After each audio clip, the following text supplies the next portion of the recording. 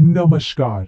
आज हम बात करने वाले हैं एक ऐसी साइलेंट महामारी की जो भारत में लाखों लोगों को चुपचाप अपनी गिरफ्त में ले रही है। और नहीं, ये कोई नया वायरस नहीं है, ये है विटामिन डी की कमी। तो चलिए इस पूरे मामले को जरा गहराई से समझते हैं।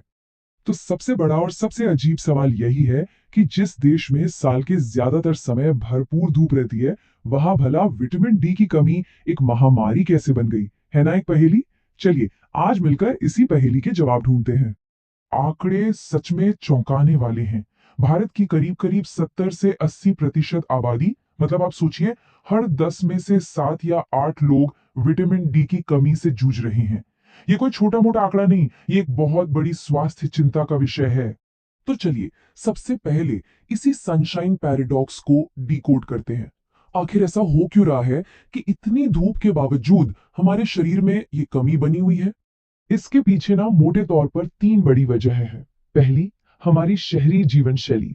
हमारा ज्यादातर वक्त अब ऑफिस या घरों के अंदर ही बीतता है। दूसरी वजह है हमारी स्किन टोन। भारतीय त्वचा में जो मेलानिन होता है, वो सूरज की जरूरी यूवी बी किरणों को एक तरह से फिल्टर कर देता है, उन्हें ब्लॉक कर देता है। और हाँ, तीसरा कारण है मोटापा।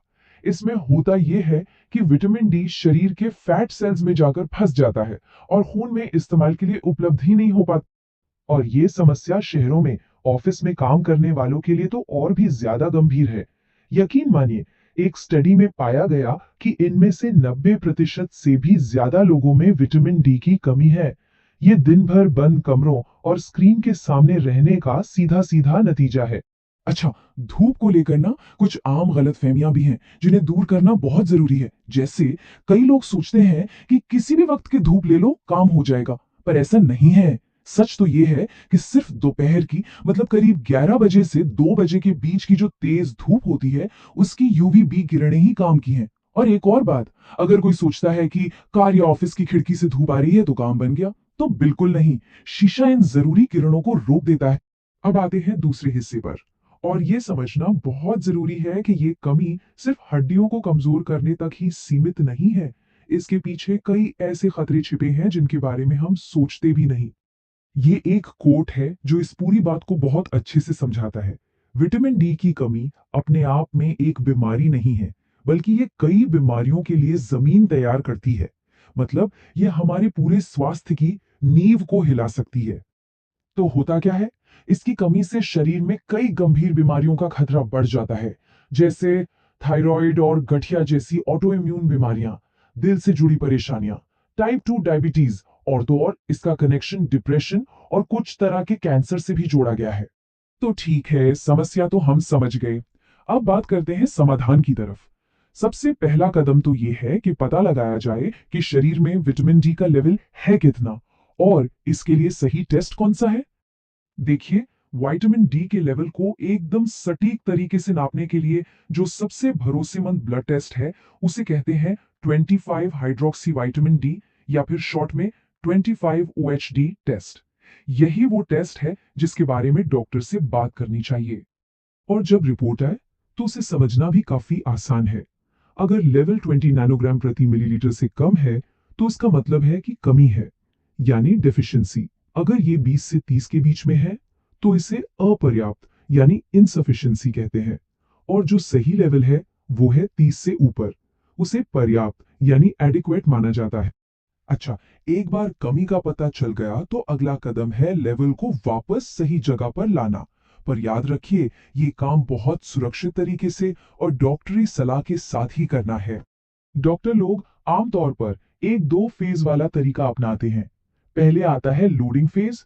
इसमें अगर कमी बहुत ज्यादा है तो उसे तेजी से पूरा करने के लिए 6 से 8 हफ्तों तक हर हफ्ते 60,000 IU की एक हाई डोज दी जाती है। फिर जब लेवल थोड़ा ठीक हो जाता है तो आता है मेंटेनेंस फेज, जिसमें उस लेवल को बनाए रखने के लिए एक छोटी रेगुलर डोज दी जाती है। और यहाँ एक बहुत बहुत जरूरी चेतावनी है। विटामिन डी के जो हाई डोज सप्लीमेंट होते हैं ना, वो कोई मामूली विटामिन गोली नहीं, वो एक दवा है। उन्हें अपनी मर्जी से लेना खतरनाक हो सकता है। क्यों? क्योंकि ये एक फैट सॉल्युबल विटामिन है, मतलब ये शरीर में जमा होता रहता है और इसकी ज्यादा मात्रा जहरीली यानी टॉक्सिक हो सकती है। तो हमेशा हमेशा डॉक्टर की सलाह से ही लें। चलिए अब एक ऐसी चीज की बात करते हैं जिस पर अक्सर लोगों का ध्यान ही नहीं जाता। ये इस पूरी पहेली का एक, कह सकते हैं कि एक भूला हुआ टुकड़ा है। क्या कभी ऐसा हुआ है कि कोई सप्लीमेंट तो ले रहा है पर उसका विटामिन डी लेवल टस से मस नहीं हो रहा? अगर ऐसा है तो इसकी एक बहुत बड़ी वजह हो सकती है जिसके बारे में शायद किसी ने सोचा भी ना हो। और वो वजह है मैग्नीशियम। जी हाँ, मैग्नीशियम। ये एक ऐसा जरूरी मिनरल है जिसके बिना हमारा शरीर विटामिन डी को एक्टिवेट ही नहीं कर सकता।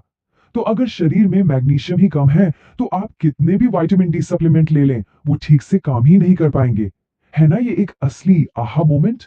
तो अंत में अब पूरी तस्वीर को एक साथ जोड़ते हैं कि धूप, खाना और सही जानकारी, इन तीनों को मिलाकर हम इस समस्या से कैसे पूरी तरह निपट सकते हैं। धूप लेने का भी एक सही तरीका होता है।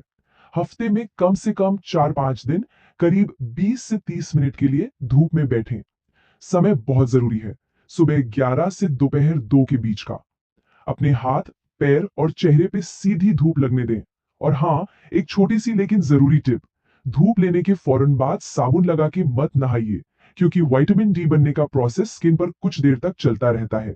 अब अगर खाने की बात करें तो इसके प्राकृतिक स्रोत बहुत ज्यादा नहीं है।